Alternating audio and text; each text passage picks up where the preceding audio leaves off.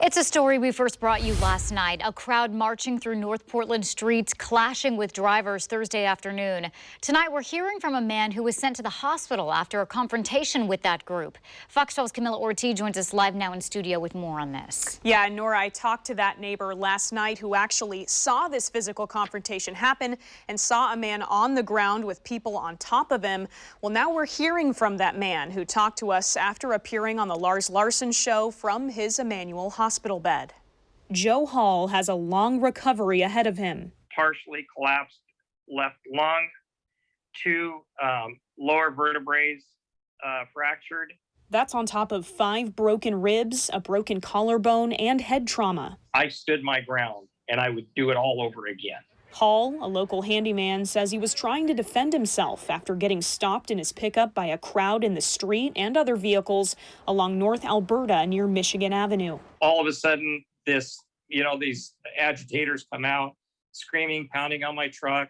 He said he tried to go around the group, but stopped and got out of his car after he thought he hit something. By this time, I've got 5 people surrounding my vehicle, AR-15s, AK-47s. Hall said people in the crowd were calling him derogatory names and pointing guns at him. While his door was open, Hall told me someone took his keys and his less lethal firearm, so he grabbed his pistol. I pulled my .38 out of my right pocket and pointed it at the ground and told them if a weapon points at me again, I will shoot to eliminate the threat. Shortly after that, Hall said someone tackled him to the ground and took his gun. Videos posted to social media showing the event unfolding with posters praising the crowd's disarming of the man. A neighbor telling me she saw part of the scuffle from her window. It looked like he was face down and then the people were kneeling on top of him. I was in fear of my life. Hall wonders why Portland police didn't intervene. More 911 calls were made from other intersections Thursday, including Interstate Avenue in Killingsworth, where a driver reported a crowd smashed out their back window and slashed their tires. For Hall, this was the last straw. I'm done. I'm done working in Portland. I'm shutting my business down, and I'm probably not going to be coming back.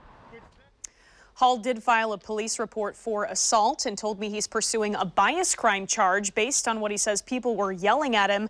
I reached out to one of the march organizers on Twitter but didn't hear back. Also, no word from PPB yet on any investigative updates, citations, or arrests. Live in studio, Camila Ortiz, Fox 12 Oregon.